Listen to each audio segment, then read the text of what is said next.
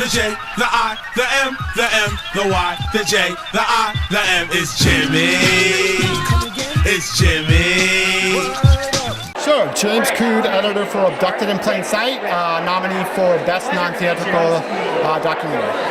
Tell me about what is it like working on a documentary versus a film? I mean, there's usually a truth that needs to be told and more reality in a sense, dealing with real people, real stories. How do you approach when you're editing a documentary? Well, first of all, a big difference between documentary and scripted is there's no script. You're given, hundreds of hours of interviews, thousands of pages of court documents, and you have to find the story. And a lot of times it will be like a basic story. Mine was a true crime, so there was a basic story about what the crime was. But how do you tell that story? It was a crime that happened, over 40 years ago.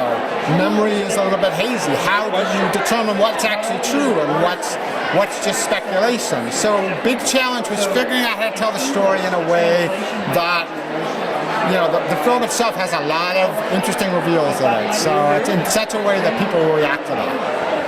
Why do you feel, as an editor, as someone who works on it, why do we as a society love crime stories and there's such passion for either serial or just like 2020? I know my sister's probably watching Dateline right now, but why do you think as a society we are drawn to stories like this and you working on it, kind of seeing it up close? I think that, there's a darkness in all of us. There's this sort of crazy darkness in all of us that we listen to these stories on the fringe element, and I think this particular film, my personal opinions, because the internet went nuts over it when the film dropped, and there were all these, on Twitter and Reddit and all this, these parents are the worst parents in the world, but it's because I think there's this fear that could possibly happen to us, that we could be victims of this. So it's almost voyeuristic.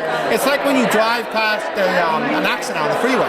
You slow down and you start to watch it. Yeah, and there's an element of voyeuristic element, but also the element of, this could potentially happen to me, and this scares me. Interesting. When you're editing a movie, or anything, in a sense, you're in a room, there's no one there, it's dark usually, all sort of time of night.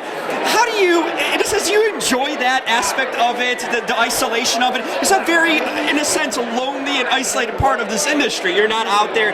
How do you kind of take that in and to a point where you don't get too, obsessed? Yes, obsessed. I think that's the best word of it. How do you approach it? Because you need to have a certain approach. You have to be willing to listen to something over and over and over again and feel like it's fresh.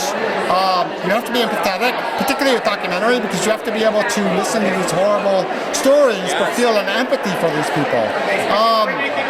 You have to be able to decompress. I tell the story that this is my partner Dave. When I was working on this project, I said to him, "Why am I depressed all the time?" And he said, "Because you're cutting a movie about child molestation." And I didn't even dawn on me. It's like, oh, okay. Because you're so focused in it day in and day out. You get to get up at 9 o'clock, you go to 7 o'clock. The 10, 12-hour days working on this, that you immerse yourself in it, and it kind of takes over your world out of it. I think you gave me some good insight of what you do, but really appreciate it. Thank you for your time.